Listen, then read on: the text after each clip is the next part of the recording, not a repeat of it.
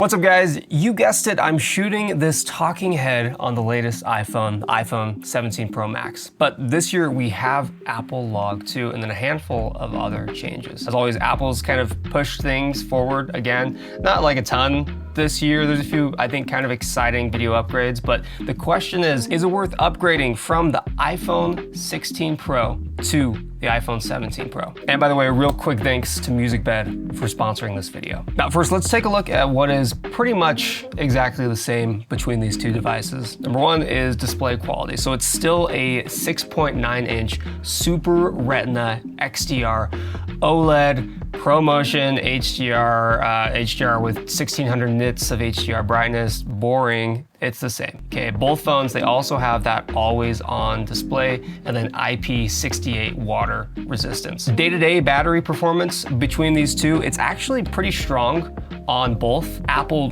does rate the 17 Pro slightly better, and the overall design language remains pretty much the same. We have dynamic island on both of them, ProMotion, the ceramic shield front. It's different, but it's still super familiar. Now, what about the size, the build, and the weight between these two? So the 16 Pro Max, it comes in at 163 by 77.6 by 8.25 millimeters thick, 227 grams, and the 17 Pro Max comes in at 163.4, so just a touch bigger, 78 by 8.75 millimeters. So it actually got a little bit thicker. And this one is 233 grams, so it got a little bit heavier too. And when you have the new phone in your hand, it does feel quite a bit different. And that's mainly due to the aluminum and those rounded edges. So on one hand, it's a bit more comfortable to hold, but on the other hand, it's actually way easier to drop because it just kind of slips through. So if you plan on using this thing a lot, I'd probably recommend some sort of a case. Now let's talk about material and durability. So the 16 Pro Max, you have this titanium frame. It's strong, it's lightweight. It actually looks super premium. I think I might prefer the titanium over the new version. And on the 17 Pro, you have this aluminum unibody. With the new design, it integrates a vapor chamber for cooling. So basically all the heat that's dissipating inside of it, it's designed to release that heat much faster. From what I've noticed, except for when I was getting everything transferred over, this phone does stay quite a bit cooler when using it for extended periods of time. Unless you're using Lightroom Mobile, I feel like nothing will burn your phone up more than using Lightroom Mobile. But besides that, manages heat, from what I can tell, pretty nicely. Now the processor and the performance between these two, the 16 Pro Max has an Apple A18 Pro chip. So 6-core CPU, 6-core GPU, and then 8 gigabytes of RAM. And the 17 Pro Max, it has an A19 Pro chip,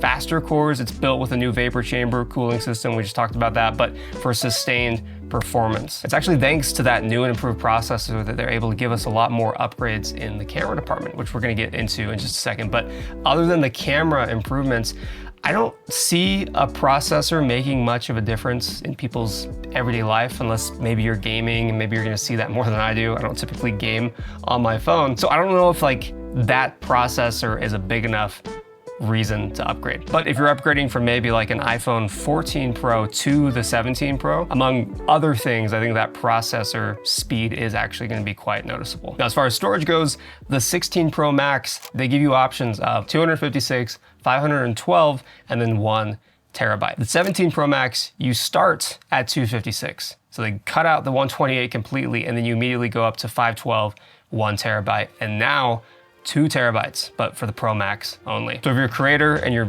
making a lot of stuff on your iPhone, it's actually really great to have that much space when you're dealing with those huge ProRes log files. Now the file size when you're shooting ProRes log, like they're the same from what I can tell. They're humongous. So you're probably better off using an external SSD anyway, so you can offload that footage faster. So I'll let you decide if you want to go for the 2 terabyte or go for the 256 and just pair it with an external SSD. Now when it comes to ports and buttons, both phones have USB-C. The camera control button that nobody uses is still here, so if you really want to use that, customize it for some shortcuts, go crazy. Yeah, I could not imagine life without the camera control.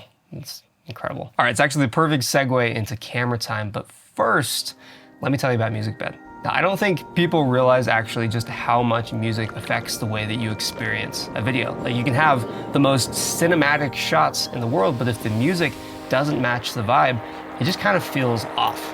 And that's something I used to struggle with, is finding music that actually fit the emotion that I was going for without sounding like generic stock audio. And then I switched to MusicBed, and honestly, it's changed everything. They have over 60,000 tracks, all curated from real artists, composers, and bands. So instead of digging through these endless royalty-free music that all kind of sounds the same, I can just type in a song that I like, and their AI-powered search will pull up tracks with a similar feel. And the music, it's legit. Like, it's cinematic, it's real, it actually makes my edits feel complete. And here's the thing, if you want to grow an audience in 2025, if you're hopping on YouTube or Instagram, whatever that platform might be, you can't just make content that looks good. It has to feel good too. And music is what creates that emotional connection that keeps people watching and coming back. So if you're serious about making stuff that truly resonates with your audience, switch to MusicBed and start creating content that really connects. You can sign up for a free 14-day trial with the link below. So looking at last year's iPhone 16 Pro Max, we have that triple camera system, just like we do on the 17, but it had a 48 megapixel main camera, that 48 megapixel ultra wide, and then that 12 megapixel telephoto with 5x optical zoom. And on the front, you have a 12 megapixel selfie camera, which is actually something that they upgraded. And I didn't think I'd care, but I actually love it on the 17. So this year on the 17 Pro Max, we have triple 48 megapixel sensors on all of those cameras. The main, the ultra wide, the telephoto, all 48. And the telephoto now supports up to 8 times optical quality zoom. So it's like a 200 millimeter equivalent with a 56% larger sensor and that tetra prism design. And your zoom options, you actually have a few more. So you have the 0.5x, the 1x, the 2x, the 4x, and the 8x standard. And the front camera has been upgraded to an 18 megapixel center stage f1.9 camera with autofocus, which is actually super nice when you're taking a selfie, which I take a lot of selfies. Actually, no, I don't. But when I have needed to take a quick selfie, like with my kids or something, you can actually see everything around you without having to turn your phone. Having a square sensor, underrated. It's actually one of the best upgrades they've added, in my opinion. So with all that being said, there's actually two huge things that I've noticed when shooting with the new 17 Pro. First, the 8x zoom is actually a ton of fun. You've probably seen people testing this out on Instagram, but the photos specifically on the new 8x zoom are just incredible. It's like super fun to be able to punch in to 200 millimeters basically on your phone and have these usable images to work with. And number two, like I said, the selfie camera is just super cool. It's not only great for selfies with a lot of people thanks to that new center stage, but it's great for recording too. It has more resolution, so you can actually have the screen facing you and use that front-facing camera to record in ProRes log. So it's actually a really good option for content creators who want to make sure that they can see everything in their frame and not just guess that those rear cameras are capturing what they're supposed to. Now let's talk about video features real quick, because both of these devices actually do support 4K at 120 frames per second. They have ProRes, they have log, but the 17 Pro lineup actually allows you to use a whole new log profile, Apple Log 2, which, to be honest, I haven't really been able to test out the difference a whole lot, but it's supposed to give us even more dynamic range and more control over the image, which is great. We'll put some footage side by side. You can kind of decide for yourself which one looks better, or if there's pretty much no difference at all. Also, something that's exclusive to the iPhone 17 Pro lineup is the ability to shoot Apple ProRes RAW and in OpenGate. Let me repeat that, okay? OpenGate on a phone. So now we're shooting in OpenGate, which is just wild. Like, if you're not a camera nerd, or you're not a filmmaker, this might not mean anything to you, right? But to have this on a mobile phone is just nuts. To be honest though, I can't really imagine people using this a whole lot unless, again, you're a filmmaker and you shoot specifically on the iPhone, because it does take up a pretty enormous amount of storage. But if you need it, it's there in your pocket, and it's awesome. We've been shooting a bunch of sample stuff on that, and the image quality, it looks fantastic. It's great if you're running YouTube channels, you want to just strictly use iPhone. You can actually shed a lot of the weight that you had using DSLRs and actually just go exclusively iPhone if you wanted to. You can actually shoot even more client stuff on the iPhone, and not just like UGC. It's supposed to look like it's shot on an iPhone.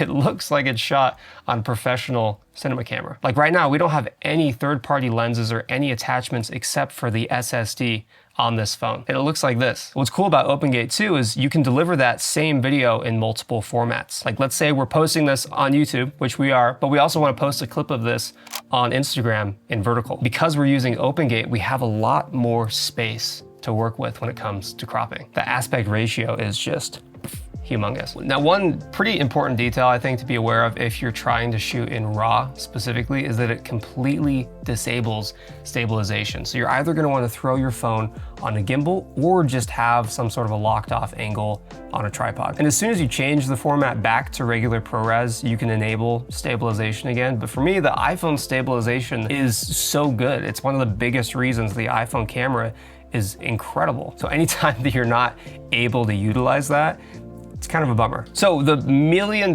question, or the $1,099 if you're going on the Pro, or the $1,199 if you're going on the Pro Max question here is, if you're coming from an iPhone 16 Pro and you're not needing more reach on your telephoto lens, if you don't need to shoot ProRes RAW on your phone for client stuff, I'd say it's not quite worth it. But if you're a content creator or a filmmaker who actually uses their iPhone for a lot of client projects, it's a huge upgrade still, even coming from the 16 Pro. And if you're coming from any generation below that, yes, hop into the 17 Pro. You're actually missing out on quite a few upgrades, most of which came in my opinion, on the 15 and the 16 Pro. Now, the new log profile on the 17 Pro, it looks great, and you have that ability to shoot in OpenGate, so that's a win, I think, if you care about that. But you can definitely still get away with just shooting on the 16 Pro. So do the research for yourself. Take the things that I've said in this video with a grain of salt. Do your research. Do the compare tool on apple.com if you need to. As always, thank you guys so much for watching this video. I hope you enjoyed the breakdown. Now, if you want to learn more and take your filmmaking to the next level, go check out Full-Time Filmmaker. It's the ultimate online film school where you'll be able to learn how to take basically any camera, like an iPhone, and improve your skills. You learn how to make beautiful videos, get hired, and turn your passion